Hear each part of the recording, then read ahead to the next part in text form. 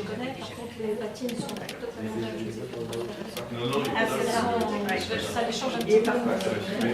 Surtout pour les filles en jupe.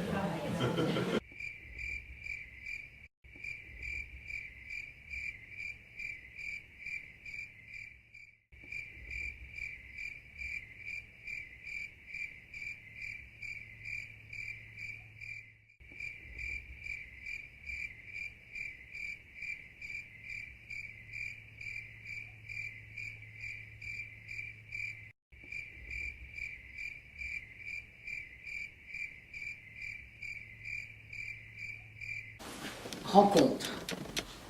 La petite est très brune. Son teint juste cuivré. 11, 12 ans. Un âge difficilement évaluable. Les cheveux drus, taillés en frange droite, coupent le visage rond à l'horizontale et dégagent les yeux noirs très brillants.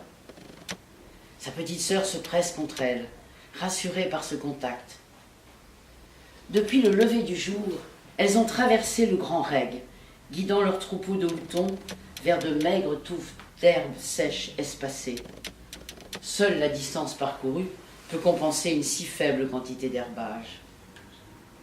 Un voyageur, l'un de ces infatigables marcheurs du désert, les a vus arriver de loin.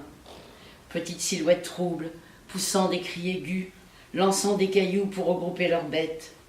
Le vent balayait les couleurs chamarrées de leurs vêtements, jupes longues sur pantalons bouffants, motifs divers, vieux tissus ternis par le sable. Curieusement, dans cet excès de diversité, tout finit par s'harmoniser. Les fillettes se sont immobilisées, à distance de l'étranger. Elles l'observent de loin, tandis que les moutons s'éparpillent dans le reg. Elles n'attendent rien, mais accepteraient tout de ce curieux berger sans troupeau qui arpente le désert alors que rien ne l'y oblige. Ce dernier se rapproche sans hâte. Les voici soudain figées, serrées l'une contre l'autre. Visage grave, bras croisés sur le haut du buste. L'homme extrait 2 beaux fruits de son sac à dos. L'aîné s'en empare, d'un geste un peu brusque, esquissant un timide sourire.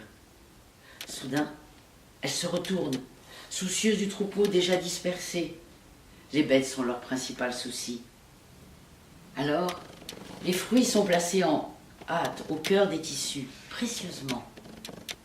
L'idée ne viendrait pas aux fillettes de les déguster dans l'instant. Tout d'abord, il faut réunir les moutons. Elles s'y emploient, efficacement, indifférentes aux voyageurs. Et ce n'est qu'à la nuit tombée, lorsque tous les moutons auront été ramenés près de la tente brune familiale, que les fruits réapparaîtront. Alors seulement ils seront partagés. Les fillettes parleront avec animation de l'homme sans troupeau, de ses vêtements étranges, du sac à dos en toile beige d'où sont sortis les fruits.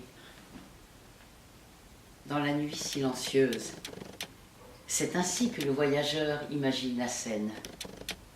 Assis à même le sable, le regard fixé sur le feu.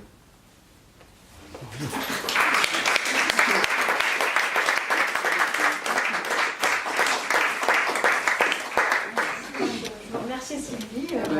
Écoute, c'était un bonheur de lire de si belles choses.